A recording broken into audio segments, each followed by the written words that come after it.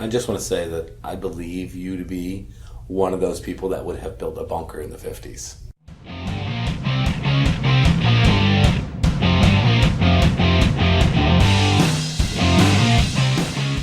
Welcome to Fridays on the Fly, episode 4. I'm Eric.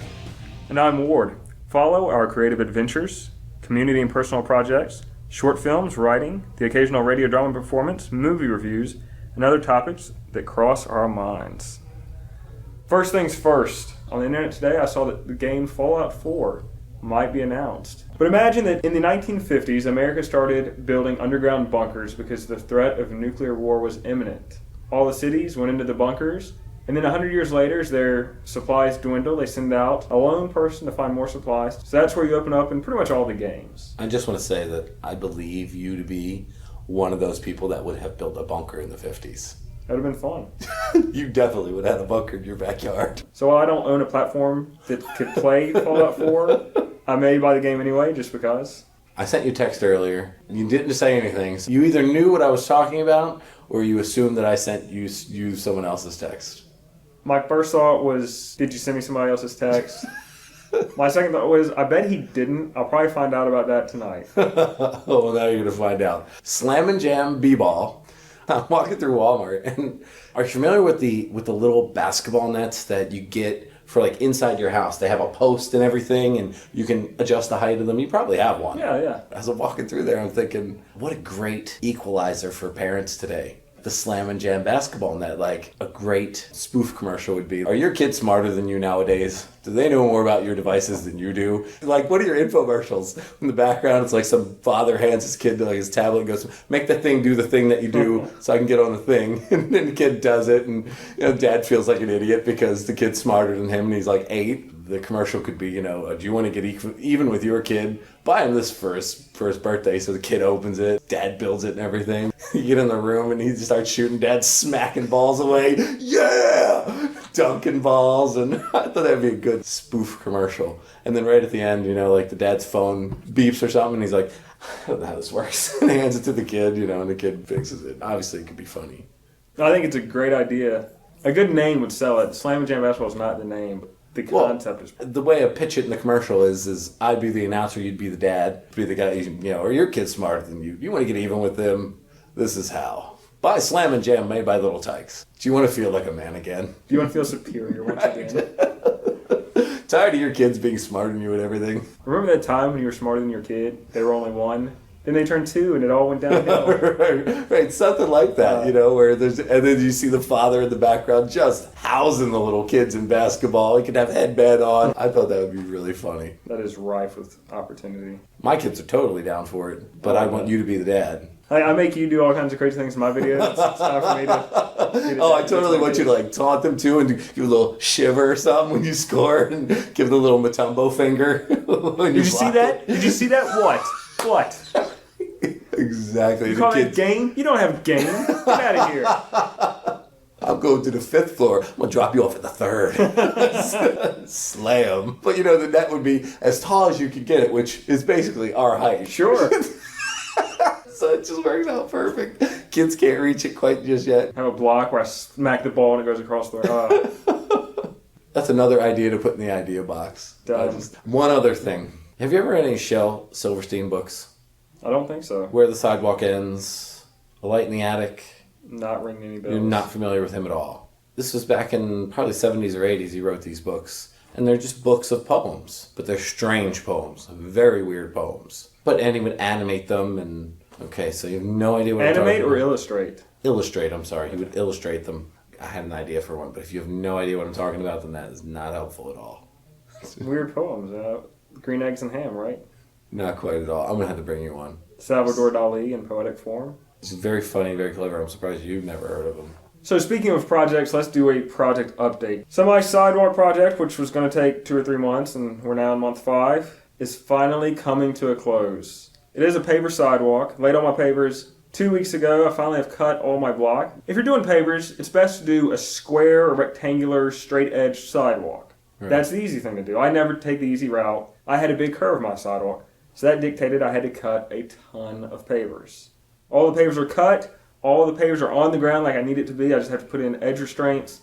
and I'll be done with that terrible project. What's in between all of the pavers? Did you do like the sand, or are they just meant to go like right up against one another? Well, you could just use sand. Yeah. They make a product that's poly sand that if you wet it, it hardens. I think I'd like to do that just so it looks a little smoother, because now it's kind of have all these divots in between them. And I've just put some sand there to see what it looked like. And it looks really nice and really smooth, kind of like a cobblestone street. So I'll eventually do that. Of course, I just hate the additional cost. I think it would cost me $80 maybe, which isn't bad. That's not too bad. Still, it's another $80 on top of a project. So that project is almost to a close, and I have a long list of projects after it. One of them I had after I actually started this week because it was thundering and lightning, and I figured I probably shouldn't be outside with a shovel. That is a picnic table. Putting it outside, got a kit from Lowe's. Pretty simple kit. It's not the nicest thing in the world. Right, it's a picnic table. But it's a great price, and a little bit of sanding, a little bit of routing. It'll be fine. But the idea I had for it, and again, this is one of those things that takes it from a decently priced project to kind of expensive. But this guy took this wood that had a lot of voids in it, took clear resin, photoluminescent powder, which is in essence glow-in-the-dark powder, right. Put it in the voids. Put it like, what do you mean voids though? Like the wood boards, it's this special kind of wood. It's like it's eaten out along the board. It's gotcha. Kind of like so it looks like wormwood or something like that. Yeah. Right. So fill these voids with the resin and then sand at the top flat. So you have had this cool blue glowing things throughout the table. It looks really organic. That you can only see at night? You have to charge it up. The sun charges it. Right. And it glows. I don't know what it looks like normally out in the daylight right. because he didn't post a picture of that, I assume, because it doesn't look that good. So now you want to take this table, replace the boards on the top of it. But I'd probably take a plunge bit router and just create some little blobby shapes. Clear resin is $80. The powder's only $10, which is not too bad. But right. again, I only spent $80 on the table, so it's doubling the cost for an effect that... It's on a picnic table. Yeah. In my backyard. In your backyard, right? Maybe you should just let it go. Makes this double picnic table kind of cool. You're already routing the edges. I mean, that's above and beyond what anybody else would do. I would just build it and put it in my backyard. That's just kind of rough. I mean, it's not the smoothest wood. Yeah, but after you route it, you're going to have to go back and re-seal it. Well, it's not sealed. That'd be sealed anyway. I know. The legs are treated, the rest of the wood's not. Which is fine. I'd rather paint it. If I don't do the resin idea, I'll probably paint it some cool color. Painting flakes off so quickly. I'll do some super duper paint. Is that what you're going to ask for when you go to Lowe's? Can I have the super duper paint? Not the regular paint you give everyone else. Wink. It's in the back, right? I don't want that pleb paint. No pleb paint. I want the super duper paint. The stuff in the back, top shelf. You're going to go in the back with that, right? I'd probably seal it and then paint it just so it has really good protection. You're getting a lot done at your house. I'm trying to. Makes me feel bad about my projects. It's really, my projects are all like vacation related and putting the roof rack on top of my van. That's pretty much all I've got happening right now. Projects take a while. You know, I had all these projects I was going to do over winter because I always take a vacation over winter. Not one of them did I get done. What did you do? The only thing I actually did, video game Skyrim. Kind of a medieval type thing. So artistically, the design-wise, really cool stuff. So I made these shields. I was making me and my son one my size, one his size. In essence, it's just a simple shield that has these boards banded together with a metal rim. So I was creating that life size. And I wanted to finish that over winter and didn't. But as soon as I get the sidewalk done, that's going to be next. So close to being done. Pretty much I just have a few detail items, a little bit of sanding, paint it's done. Is this so you can fight each other, or are these for decoration? Well, my son will use it to fight. My wife said that if I finish the shield, I showed her a picture of it. If I finish, I can hang it on the mantle.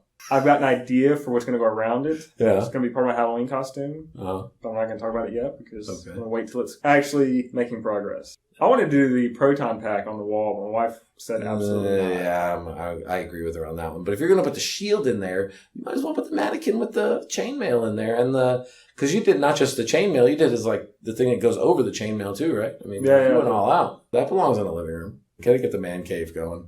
I feel like I need more props though to really... You're going to get there, you know what I mean? Just keep making those props. Keep slaving away. You'll get That's there. Right. You'll be filled in no time. What makes you pick out a specific prop? Good question. Usually it's just something I see about it. I like how it's designed. I like how it looks. And I sometimes kind of factor in how easy or hard it is to be to make. I have a long list of props I'd love to make. Yeah. And this shield one's relatively easy compared to making a gun as well as intricate parts. I mean, this one, much easier. Well, you 3D printed the... half-size ghost trap. Half-size ghost trap, right. And I'm on the fence with 3D printing because, on one hand, it makes props very easy. Right. You just build it in the computer and you do it, but I feel like it loses a certain artistry. Of course. Because I made a full-size, I actually made 2 full-size ghost traps. And this 3D printer I was using, I took a class. It can't make something that big. Yeah, making it on the computer was nice. Building it yourself from scratch. Yeah. I feel like there's a little bit more artistry there because hey, yeah, maybe I didn't get this dimension down to the 16th of an inch, but it's mine, and it kind of has my signature on it. Right. You 3D print it. And... Plus the 3D printer. I mean, once one person makes it, it's not even as though you have to program it yourself. You could just basically hand it to someone else. Is that not right? Could you hand it to somebody else? Yes. A lot of people design a model and then sell it. Yeah, no, that's not art to me. That's just... Depending on the prop, there's a certain amount of skill to create it in the computer. I mean, that's not easy. Not anybody can just go in there and do a very detailed prop in the computer. Right. Yeah, I guess why you choose the props that you choose? The Ghostbusters props. I love Ghostbusters, one of my favorite movies. Who didn't want a proton pack and a ghost trap? And then some other ones like video game props or video games I've played that it's just something cool artistically about it. You know, I'm creative. I just see something I like and I want to recreate it. And it's fun to test your skills and see how can I make this. Oh, there's some props that I love. I don't know that I would want them displayed. I just really like them. None of my props are displayed right now. All of them are packed in Foot Lockers in my shop. Yeah. And part of it for me is just building it. That ghost trap, when I built that, man, that's such a cool feeling to see it done. Right. And people are like, is that real? You know, I made that. Oh, yeah. And I think it's real. It's cool. Yeah, well, that ghost trap, it looks amazing. What are you going to be this year for Halloween? I know, but I'm not telling yet. What you're saying is we'll talk about our art projects, we'll give away who we are, and our little graffiti-type projects, which aren't really graffiti, but you won't talk about what you're going to be for Halloween next year. I will talk about it. I'll talk about the things I'm making, but I don't like to talk about things until I actually start, because I've been talking about my vacuum former for, 2 or 3 years. Haven't started yet. I've got all the supplies. I've got 5 toaster ovens. Oh, you went and bought the toaster oven? For a year, I was just on the lookout, buying what I saw them, for $5 at Goodwill, and I finally got 5 of them. I haven't actually built the thing, so... Is this the beginning of the story of how your house is going to burn down? So I bought these $5 toaster ovens from Goodwill. End of story. Burnt the house down. Yeah, hopefully not. Yeah, so my Halloween project, I'll talk about that as I build the pieces. All right, that's fine. And I'll be learning some new skills, but I just don't... I like the showmanship where... Lightsaber skills? Is that what you're going to be learning? No. George Michael? Nah. They've only gotten better. Only gotten better. Yeah, I love making things and learning these skills and just creating these little details, because details are what matter. Speaking of details, detailed movies. I love movies where you have to watch them twice to get all the gags. Like Simon Pegg, Nick Frost, and Edgar Wright. Their movies are always really detailed. We've been talking about the Simon Pegg, Nick Frost... Edgar Wright. I always want to say Edgar Winter. Edgar Wright movies, which are Shaun of the Dead, Hot Fuzz... and The World's End. The World's End, that's right. And I've seen The World's End. I've seen it twice, but somehow the title and the whole movie kind of slips by me. Even seeing it twice, I don't think seeing that movie twice was enough to get it. I mean, how many times did you see it? I saw it once. I know it probably has as much detail as the other two, but there's just something about it. I think just had too many actors. I think if they'd stuck with Simon Pegg and Nick Frost, it would have worked better. I don't know. I saw that movie with the alien, where it was basically just the two of them. Paul, right, and that wasn't so great. Did they write that? I don't know. I would assume that they did. I would hope they didn't. No, I bet they did. I'd be disappointed if they did. No, just for the fact alone that the guy's name was Lorenzo Zoil makes me think that they wrote it. That's a gag that only a few people are going to get. But to go back to these movies, we've talked about it before, but we haven't really got into them in depth. When you watched Hot Fuzz the first time, did you like it? Let's skip to Shaun of the Dead. Oh yeah, let's start with Shaun of the Dead. One of my friends said, hey, you need to check out this movie. Right. And I'm a movie buff, movie snob, and I thought, yeah, it's going to be terrible. If it's coming from you, that's your recommendation. I watched it and I was blown away. For a couple of reasons. One thing I don't like about comedy movies, they rely on shock humor and just raunchiness, and I like something clever. And some of those old, like Marx Brothers movies that rely on wordplay and actually are kind of clever in how they put jokes together. And that's what Shaun of the Dead did. I thought it was hilarious. And that first time I saw it, I thought it was funny. You watch it 2 or 3 times and you realize just how good these jokes are. I mean, they really went to detail, because all the lines they say in the first half, I think they repeat nearly all of them in the second half. And in context, they sound completely different, even though it's the same line. I didn't notice that when I watched it. And I've seen Shaun of the Dead twice. And I liked it the first time, and I really liked it the second time, but I never noticed that they said the same lines. So now I'm going to have to watch it again just to see if that's accurate. Well, I know 2 that come to mind. Their roommate, Simon Pegg, Nick Frost's roommate, says something about how Nick Frost, you're going to end up in the shed playing video games if you keep up like this. Right. Where does he end up in the end? He's a zombie in the shed playing video games. I know in one of the first scenes, Nick Frost tells Sean, who's playing video game, hey, you need to reload. Later, when they're fighting zombies, hey, you need to reload. I mean, little things like that you miss that, I missed the first few times I watched it. I read this. I don't know how true it is. They said in all 3 movies, Nick Frost spoils the entire plot within the first few minutes. I mean, it's very loose. It's not like he goes into detail. He, in essence, spoils it if you know what you're listening to. Jeez, and I've seen Fuzz probably a good 5 times. Yeah. Easy 5 times. I don't remember him spoiling it in the beginning. I mean, if you don't know what you're listening to, I want to say in Shaun of the Dead, he calls out a bunch of drink names. Right. Like Bloody Mary, and I think there's a character named Mary. Mary, so right. It's very loose, but it's there. And I will say Shaun of the Dead, I guess probably started my prop making, costume making. Yeah, right. One Halloween, I decided it was going to be Shaun. I had the name tag, the white shirt with the blood. I created a cricket bat out of plywood. And that was the first time I'd really kind of gone to that depth to recreate somebody else's costume. Did you wear it out for Halloween? Oh, yeah. I wore it to work. Did you wear it to church? Church, Halloween, trunk or treat? At that point, I don't think we were involved enough in the church where we went to those things. No, yes you were. Oh, maybe you didn't go to the trunk or treat. Oh, you might not have had Aiden. Oh, we definitely didn't have Aiden. That was 6 years before Aiden. Oh, was it 6 years Yeah. before? No. It was probably 4 years before him. Okay, I could see maybe people at work getting who you are, but did you get a lot of people like, who are you?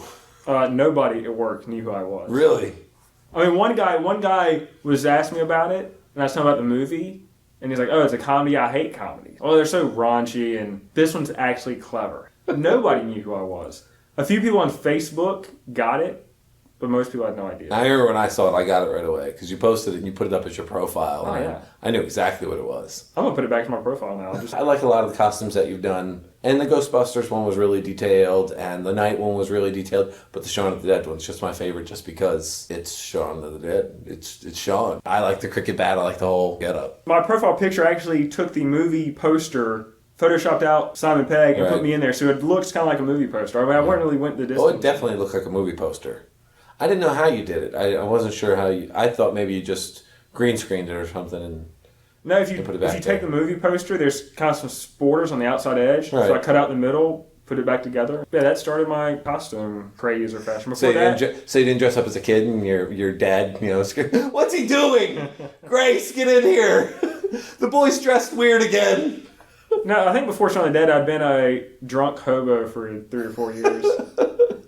What did you dress up as a kid? Did you do something different every year, or? Oh, yeah. I mean, I wasn't crazy about Halloween. I mean, I dressed up every year. Yeah. But, the typical things. I was a pirate. I was a vampire. I was the Grim Reaper. I mean, the typical kid stuff. I think I was a pound puppy when I was really, really little. Mine was Ghost. If I couldn't come up with anything, I'd just grab a sheet and cut some holes out. Boom, off I go. I did that one many times. So, the second movie's Hot Fuzz. In the trilogy, if you consider this a trilogy, which... It is. You can't really consider it a trilogy. It's not picking up the story. A trilogy to me would be Indiana Jones or the original Star Wars or Lord of the Rings. You can consider Rocky to be a trilogy or Rambo. They all have the same characters, same story. I don't know that I can consider this a trilogy.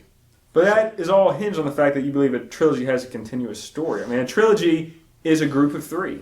And this is a group of 3 movies that are all related. That's like saying every Hugh Grant and Julia Roberts movie, they're in a trilogy. I mean, they're not. They're just separate, crappy movies. I mean, I see that, but each one of these is spoofing a common movie trope. Right. I mean, this is more related than Hugh Grant and Julia Roberts movies. They're the same crappy characters that they play over and over again. It doesn't fall in line with the standard Back to the Future type trilogy, where it's the same characters, so you're considering this a trilogy. Well, because this is going to lead us somewhere else in a couple minutes. Let's go to a bit of trivia. Okay. It's called widely the Cornetto trilogy. Cornetto is a brand of ice cream in England. And it was dubbed the Cornetto trilogy because after Hot Fuzz, a reporter was asking Edgar Wright, the director, hey, in Shaun of the Dead, they eat red Cornetto ice cream. In this one, they eat blue Cornetto ice cream. Is there something to that? And Edgar Wright, off the cuff, said, oh yeah, this is my Cornetto trilogy. These are the first 2. I'll have a third one. And in The World's End, they eat green ice cream. Right. So the colors relate to the subject matter, and he calls it a trilogy, so if the creator calls it a trilogy, I'm going to call it a trilogy. But I see your point. It's semi-related. Yeah, but I wouldn't call this a trilogy. For the sake of argument, in the trilogy, Hot Fuzz would be my absolute favorite. Head and shoulders above Shaun of the Dead, and I love Shaun of the Dead. I don't know why. I thought it was just sharper, even more clever than Shaun of the Dead. I'm not sure I could say it's head and shoulders above Shaun of the Dead, but right. Hot Fuzz is easily my favorite. I love that movie. It's just the little details. They didn't miss a beat. Like, his name is Sergeant Angel. His badge number is 777. They don't miss anything, and they don't point it out to you. It's something you have to notice. Every little detail, those details that you don't think would matter, where you just go, who cares what his number is? And you just let it go. To be fair, they got a lot of those details in Shaun of the Dead. Oh, I completely agree. I don't know why. In Hot Fuzz, I seem to notice everything. Everything was clearer. Yeah, I think they were sharper. I think their wit was a little bit I definitely sharper think it was sharper. Yeah. I know the one scene I really love, I mean, there's a ton to love. One I always think about is when Nick Angel checks into the hotel with that woman. Right. And like that conversation, hag. Oh, it's 7 across. And then she calls him something. Fascist. That back and forth. And then, Right. I mean, it was just so on point. No, did she say fascist? She did. That was later, though, wasn't it? I don't know, but Yeah. they had a whole exchange. It was Yeah, they had a hag. He just called her a hag. Why? Then he points 7 across. Right. And then, I mean, it was so quick. Uglier, woman. Yeah, it was very quick. And it was very good. I think Simon Pegg is really funny, but I just think Nick Frost, for me, really stole that movie. As sharp as Simon Pegg is, but when he's like, that was the single most painful experience of my life. What's the second most painful experience of your life? He just really played that role really well. I think that's the harder role to play. I think Simon Pegg, even though he's the straight guy, and that's usually the harder role, I don't think it is in that situation. I think Danny's is the harder role to play. They have such great chemistry. Yeah, they do. And see, that's why I think The World's End just took a misstep with having so many people, because you really didn't have that duo between them. Well, and also Simon Pegg not playing the straight man. That just threw it off. It was completely out of character. And, and I'm sure that's what they were trying to do. They were trying not to play the same exact people, but it didn't fit him. That whole character didn't fit him, I don't think. I do want to back up, though, because the first collaboration between these three guys was the TV show Spaced. You've talked about it before, and I've never seen the show. No, my wife and I, we actually both watched it, and the 3 episodes in, I was thinking, I'm not going to continue this. I just don't get it. Because British humor is a little different. Right. But there's something in the 4th episode, it all clicked, and my wife and I, we both love the show. Wasn't he in another British sitcom, where it was a couple? It was like Ned and Stacey or something? It's possible, but I don't know. Okay, all right. I thought he had another show, too. But I think Spaced, you really kind of see the beginnings of what Shaun of the Dead and Hot Fuzz. Nick Frost is in it. They're all together in it. Right. And a lot of the characters, or some of the characters that were in Spaced are in Shaun of the Dead. Did you watch this on Netflix? I watched it on Hulu, back when Hulu was free. Gotcha. I don't know where it would be now. I'm sure it's got to be on Netflix. It was only two seasons long, because English shows typically don't go No, very they long. don't. No. They don't really like to beat a dead horse, I don't think. No. Very good show. I mean, I'd give it a chance, because it takes a while to get used to it, because it's really quirky. Once you get into it. I think their movies are quirky. As funny as they are, I really don't think they reach everybody. Spaced, I think it has one of the best scenes I've ever seen in anything, where they have this friend who's, I think he's depressed, he's down or something, and they're trying to come up with a way to make him happier. But they start shooting a fake gun with their hand. No guy can resist this. So he and Sean start shooting each other, and then the other guy joins in, and it's this entire sequence. They're throwing grenades and shotguns, just all with their hands in their mouth. I mean, it is absolutely hilarious. I love that scene. I always think about that scene because it's just hilarious. If I remember tonight, I want to see if it's on Netflix because it sounds good. And I like a lot of those British shows. I watch one called The In-Betweeners. Have you ever seen that? Heard of it, never seen it. Yeah, that's pretty good. The It Crowd. Heard that's really The good. IT Crowd. Yeah. And one I, again, haven't seen. But I was disappointed with The World's End. I thought that was kind of a step back. I mean, I think it's pretty clever. It has a lot of their hallmarks, but something about it just didn't hit me like the other two. Yeah, but the thing is, if you're seeing it as a standard trilogy, they're already outside of the box. Because normally what happens in a trilogy is the first movie's phenomenal, the second movie's really not that great, and then the third movie's good. They were already out of sync with the trilogy anyway, because Hot Fuzz to me is the best one. The second movie in a trilogy to be better than the other two, that's rare. Which leads me to, are there any trilogy movies that you could think of where the second movie better than the first one? I'm going to give you an example, and then I'm going to argue why it's not true. I didn't say it was not true. I'm not saying that it's not true, but it's very hard for me to find a movie where the second one's better than The Terminator series. I do not argue that, but a lot of people think Terminator 2 is better than Terminator 1. I remember thinking Terminator 2 was really amazing just because it had shown us some things that we had never seen before. Sure. The villain could basically form into anything. I'd never seen that before. Nobody had ever seen that before. Right. I think from that standpoint, yeah, it was better. The first one had a better story. So what made you like the first one better than the second one? Because if you tell me you like the third one better than all of them, we're done. I really don't consider the third one to exist. I've argued this before, that when movies get such big budgets, they kind of lose something. And Right. It just becomes throwing money at it. I just like the first one was dark and gritty. And of course, you don't know that Arnold is a cyborg. Right. I'd love to. That's one movie I wish I could erase and look at it fresh. Because, man, that'd be so crazy to see that for the first time. It's got a good story. And the second one, I think it's awesome. I remember when I started watching it when I was 10. I watched that thing back to back, for the full 2 days we rented it. Didn't stop. What, Terminator 2? Terminator 2, yeah. I mean, I love that movie, and it's a great movie. I still like the first one better. Are there any seconds better than the first? Popular opinion differs from my opinion. The Godfather. A lot of people think Godfather 2 is better. I would agree, too. I think Godfather 2 is better than Godfather. I don't know. The second one's really good. Basically, what we're saying so far is threes never work out. They don't, do they? No. I will give you 2 examples where I like the threes better. I was just curious about what you could come up with other ones. And I'll just start naming some off. Star Wars, which I don't know that you're a big Star Wars fan anyway. And I'm talking about the original trilogy, not... Okay, I don't think anybody ever talks about the new one. Right. We're not talking about Jar Jar. Nobody's arguing that that's the best episode ever. Indiana Jones, Back to the Future. So Star Wars, you're arguing the second one's better than the first one? No, I think the first one's better than... I'm putting them out there for you because I'm curious if any of those strike you and you're like, oh, because Empire, that's a great movie. No, wait a minute. Not Empire's the last one? Yeah, and Return of the Jedi second? Return of the Jedi, yeah. That's a really good one. You said Indiana Jones? Indiana Jones. That second one, that didn't sit well with me. But the third one is my favorite. Your favorite? And that is the rare... And I love Raiders. I love Raiders. The third one's my favorite. As a child, it captured me. And I was probably like 12 when it came out or something like that. I can watch it every time it's on. That was another rare movie we went to the theater to see. We may have gone to the theater for that one too, I'm not sure. I think we went to the theater to see Batman, The Last Crusade, and Titanic. Oh, gosh. You went with your family to go see Titanic? Yeah. That would be so awkward. Paint me like one of your French girls, Jack. I think it was, kids look away, kids look away. Can we look back? No, just keep looking away. Oh my gosh, because I've never met your parents, but I picture them very straight-laced. Oh, yeah. Like, oh, geez, Richie, what did we get the kids into? Well, my wife and I, we joke all the time, growing up, nudity was bad. But my mom let us watch some crazy, violent things. I watched Terminator 2 when I was 10. We rented it. It wasn't like it was edited for TV. It was the real deal. We had such different childhoods. When Rambo 2 came out, this was like, I don't know, the mid-'80s maybe. My father took us to the movie, bought the tickets at the thing, dropped us off and came back and got us after we watched the movie. I was 8, maybe, watching Rambo 2 in the theater, cheering on Rambo. So that trilogy, where do you fall on that one? On Rambo, the first one is you're never gonna beat that. Okay, that's amazing. That's an amazing movie. Well, I think the second one is such a crazy term because it's almost a different movie. It's like a different person. Oh yeah. Yeah. It goes from this outsider, outcast type of movie to full on war.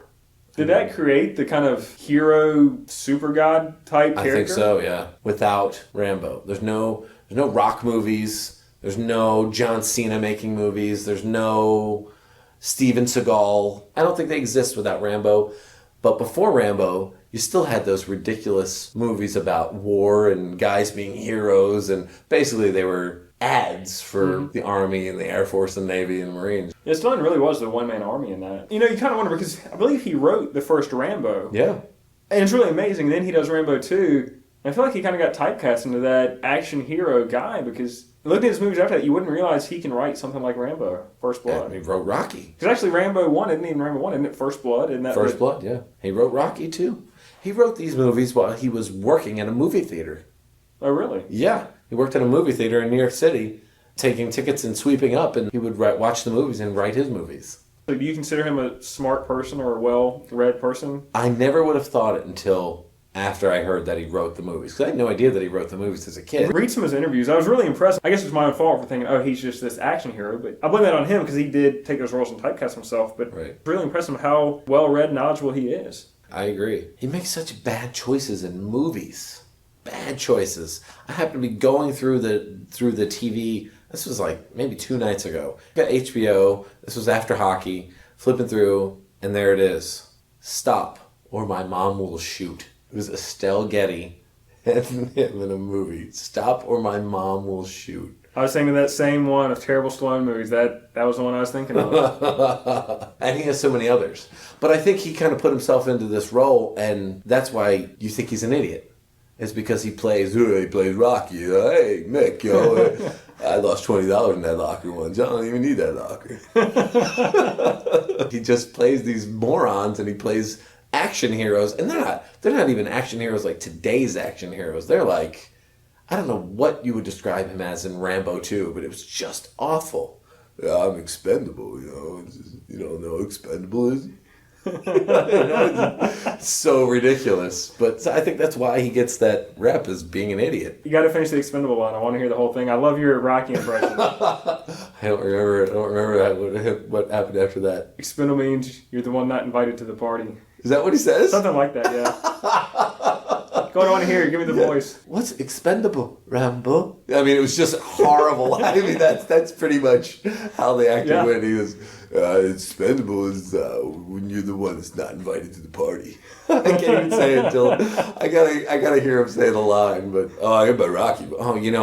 Where I grew up, Rocky was huge. Yeah, because it was right there. In Philly. I mean, I grew up in Philly, and he's filming this in Philly, and he brought a word that we used all the time, and nobody had ever used before, and that word is yo. That is straight Philly. I mean, everybody in Philly uses yo, and then when he started using it, now everybody uses it. I think it's in a dictionary now. I'm sure it is. I think it is. That was huge for Philly, and to see him run around our neighborhood, like you see him in the first one, he's running, not downtown, but like through the neighborhoods where the L is running, the elevated train. That's our neighborhood. That's where I grew up, right there. Rocky holds like a special place for us. Has to, right? Yeah, definitely. So far, I think we've decided that all the first ones are better than the second ones. I mean, I don't think you've come up with one yet where the second movie is better than the first one. You can argue Terminator and The Godfather. I don't hold to that opinion, but you could argue it. Well, that's why I'm asking your opinion. I can argue that, sure, definitely. I don't know if it's just something about the first one, because that's the origin. That's where that seed is planted. Right. But to me, I don't think there's any sequel or trilogy where I think, oh, this is better than the first one. To me, the first one's always the best. I mean, Godfather, I get why people think, man, the second one is perfect, but I still like the first one better. Right. You've seen Back to the Futures, all of them? What's Back to the Future? Back to the Future. Second one was obviously garbage. Oh, yeah. I was like, is that even a question? But the third one, I love it. I might like it more than the first one. Really? I know. I think it's just the Wild West theme. I don't know what it is about it, and I think it's funny, and I just like the movie. I've always kind of written the third one off. Really? Yeah. No. I like the third one a lot. The second one's horrendous. They take you into the future, so you're like excited. Oh, I'm going to see what's in the future, and some of the things that they had in there were really good. The movie just didn't. Well, the future stuff, there's a lot of cool things about the future. Right. And really, when I think about the second one, all I remember are the props and kind of merchandise stuff. And that's exactly what I remember, too. When she puts the little pizza in the hydrator, and it comes out a full pizza, and they're like, nobody hydrates a pizza like you, Grandma. What else did they have in the future? The hoverboard. The hoverboard. Oh, gosh, that was so huge. Yeah. They tried to make that. They tried to actually market that and make it after they made that movie. You might be too young to remember. There's a Kickstarter out now where... Oh, I know. Yeah, I've seen that That's too. That's like the holy grail of that hoverboard. No, Mattel actually came out and said that they made a hoverboard and sold it at stores, but it never hovered. I mean, the Nike self-lacing shoes. Nike came out with those this year, didn't they? Did they really? Last year. Yeah, they came out. Oh, I had no idea. No. Oh, they were crazy expensive too. And the jacket that dried itself and adjusted itself, and you wear your jeans inside out. That's right. That movie had a lot of fun things in it.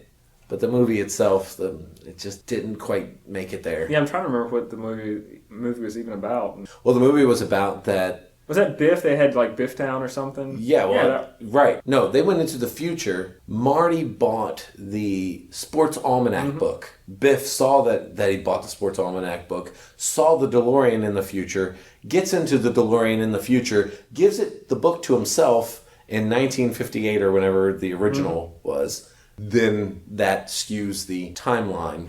Which, just as a matter of fact, the whole way that Back to the Future treats time travel, right. I'd have so many issues with. But it comes to me that Biff had to be pretty smart if he found the DeLorean and knew how to operate it to go back and forth in time. I mean, he's presented as this dumb guy, but he didn't need any instruction on how to operate a DeLorean. Well, you know what? They didn't give a lot of instruction. If you think about it, you think the first movie, it was really just enter the dates. Enter the date you are in now, enter the date you're headed to, and get it up to 88 miles per hour. It's true. That's pretty much it. Yeah, but nobody told Biff that. I mean, he's not presented as a super smart No, character. you're right. I mean, but it is older Biff, though. So it was older and wiser. So, I mean, because in that timeline, he would have been, washing Marty's truck for 50 years, so he might have picked something up. I didn't think about that. I didn't think about when they went into the future. Let me go back to that truck. Man, that truck was awesome. Oh my gosh. Yeah, it was a Toyota pickup truck. Yeah, that thing was so sweet. I remember watching that, and both me and my brother would drool over that truck. And it's really hard. Do you want the DeLorean or the truck? Because that's a tough choice. Truck. No, the truck. Yeah. Actually, I wanted Biff's Ford more than I wanted the truck. Biff's... the 48 or 49? Yeah, 49 Ford, yeah. Convertible Ford that he had. So that one, to me, the first one is an amazing movie, but I think I like the third one more. And if it's not something you've seen, you should see it. Well, I've seen it, but it's just been so long. This one, I can't argue my personal opinion because it's just hearsay. I talked about the Hong Kong movie I saw, Election, and some reviews I read say the second one is better than the first one, but I haven't seen it, so I can't give any factual advice. I'm trying to think of other trilogies, big trilogies we missed. If anybody listens to this, can they make comments on the page? Oh yeah, you can comment on our page. You can hit us on Twitter, Facebook. About a trilogy that we missed. What about that Wesley Snipes one? He's the vampire. What's that called? Oh, I never saw any of those. Blade, yeah, I never saw any of those. Yeah, I don't know. I'm not big into action movies. B, I'm not big into vampire movies. C, it's Wesley Snipes. I mean, always bet on black. Really? I can't really separate those movies. I know there was one that was really terrible. I don't know if that was the second or third one. I think that one probably falls into the trope of the first one's pretty good and they just go downhill. Another trilogy, the Before Sunrise, Before Sunset, Before Midnight. And again, a lot of people argue the second one's better, but that argument can only be done if it's using the first one as a crutch. Because without the first one, that second movie isn't quite as strong. Right. And again, I like the first one the best. Well, that's all the trilogies I can think of. At least the major ones. I mean, Lord of the Rings, that's another one, but really it's 3 movies of people walking. Well, speaking of movies and trilogies, has there ever been a movie you watched the first time you didn't like, you watched it again, and you liked it more? I think that happens a lot with me. I'll DVR a movie, and I'll watch it, and I'll like it, and then I'll watch it again, and it'll reach me in a different way. So that's happened a couple times recently. Something I've been meaning to watch again was Boyhood. Even though I liked it, I wanted to see it again just because I felt like maybe I missed something. How about you? Can you think of any off the specific movies? Yes. I remember I watched The New World, Colin Farrell, Christian Bale, and it's about like one of the first English colonies. It's, what is it, John Smith? Jamestown. John Rolfe. Yeah, that one. Yeah. It's 3 hours long. I watched it, didn't really care for it. Right. It's by Terrence Malick. Well, later I watched The Thin Red Line. It's a World War II movie? Mm-hmm. Yeah, World War II, I think. Thin Red Line, yeah. And man, I loved it. I was like, I like this one, and I recognize a lot of the same patterns in this one I saw in The New World. I'll give it another shot. Right. I loved The New World. At that time, it became my favorite movie. I just loved it. I thought... It's just hard to think of a Colin Farrell movie that's going to be in my top 10 or top 50. In Bruges. In Bruges, that's right. And that movie's awesome. I love that movie. In Bruges. Yeah, well, you can put midgets in anything, and I'm going to pretty much like it. It's just something about midgets in it. The end of that movie is the only thing that can improve. I love that movie. The end of it. He'd said it so many times in the movie, and he'll say something like, here we are in Bruges. He's doing this voiceover throughout the whole movie. So at the end, because he said it so many times, I just thought he could have been like, and that was my experience in Bruges. But other than that, I really love that movie. When I run down Colin Farrell movies, phone booth set in the age of cell phones. And I know they explain it in the movie, but come on, man, stop it. SWAT. I like Colin Farrell. I don't know what it is about him I don't like. I think it's the same thing I don't like about him that I don't like about Gladiator. Russell Crowe. They just seem... They're not American, so you don't like them? No, they just seem like off-screen, they'd be complete trash. And that's maybe what turns me off. These guys always seem to make the news, usually for not something good. So I think that's what it is. If you can't take your millions of dollars and make something decent out of your life, and you got to be going and fighting bars, and it makes me not want to see any of your movies. I'd say it may be more true for Russell Crowe than Colin Farrell. Colin Farrell just seems kind of a free spirit, as cliche as that is. I've just read different things about him that, he does what he wants, and he doesn't really seem to care whether the media likes it or doesn't like it. And I guess I just don't enjoy him as an actor. And maybe it's because he always seems to end up in movies like SWAT. He's done some really good movies, but he has done some of Yeah, the In Bruges movie, that was... But he was also surrounded by really good actors. And there's something else he's been into that I really liked that we're missing. Something that was good. I'm sure he's done quite a bit. Oh, the other one is Saving Mr. Banks with Tom Hanks and Emma Thompson and Paul Giamatti. It's really hard not to like that movie already. The only spot that I didn't like was Colin Farrell, but he still did a good job, and it was still a really good movie. I guess I do like a Colin Farrell movie. I guess I do. I like 2 Colin Farrell movies. If there's 3, I don't know that I can deal with liking 3 Colin Farrell movies. 2 Colin Farrell limit. Before we stop talking about movies, I'll cover the movies I saw this week. I went to the theater and saw Avengers Age of Ultron. If you like big budget CGI movies with superheroes, this would be your ticket. If you like movies that have story and plot, like I do, it's okay. But I have to ask you, before I get into that, the Reidsville Theater, do you like the Reidsville Theater? I really like the Reidsville Theater, yeah. I love it, and I know it's kind of run down, but I would prefer to go there more than anywhere else. It just has such charm. I don't get that impression when I'm in there that it's fallen down. I know it's kind of torn apart, and it doesn't even bother me. It's charming. It's never crowded. No, it's never. Never. I've been in there countless times where there are 3 or 4 people watching a movie. There are more employees out front than in the theater. I don't know how they stay afloat. They own the building, and I want them to get a Kickstarter just to ensure that they don't close, because I don't want them to leave. No, that would be a shame. But they seem to do just fine. I can't imagine there's that many people at a regular movie theater on a weekday. Yeah, but I'm going on like Saturday nights, Friday nights, and it'll be 2 or 3, 4 people in there. That's a real shame, because I think people are missing out. But, nowadays, when you go see a movie, they make everything in 3D. I have no idea why people like it, but I prefer not to sit there with a pair of glasses on my face that someone else has worn already 17 times.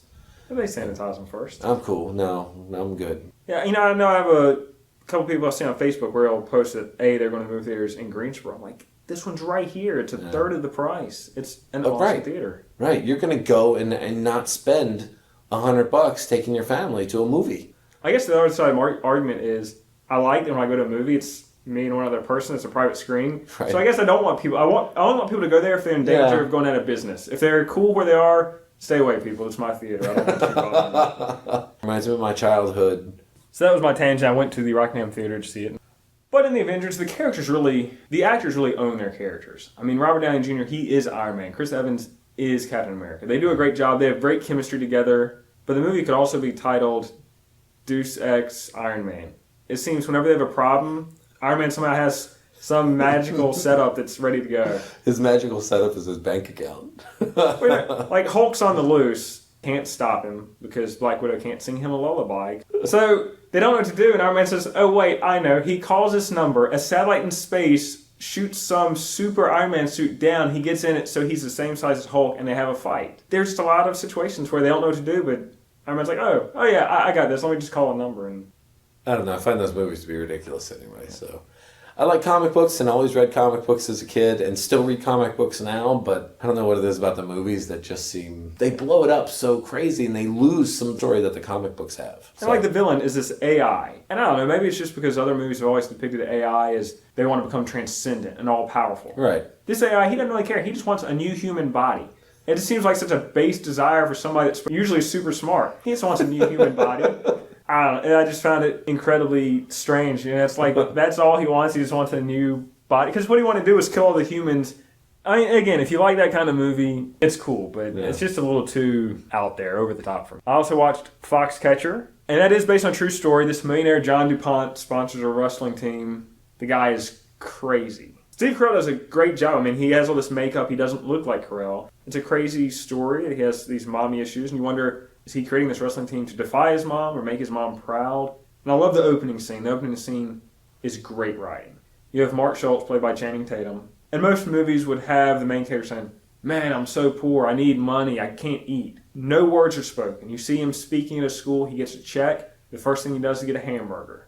Then you see him come back home and he's creating ramen noodles. So the movie's telling me he's poor, but it's not being overt about it. It's treating me like I'm halfway intelligent. Right. It's not beating you over the head with And I love all it. the answers. That's good writing where They shorten action and it's not exposition. Right. Where they have to tell me everything. When people do that, and it's two people that write stuff, I mean, I think we both write things. Sometimes I feel like they're not going to get what I'm saying. Even when we did the Christmas thing, I felt like sometimes we had to beat them over the head because I wasn't sure if they were going to get it. That's definitely an issue. Give your audience some credit. Because again, the people watching this are not the people watching Avengers.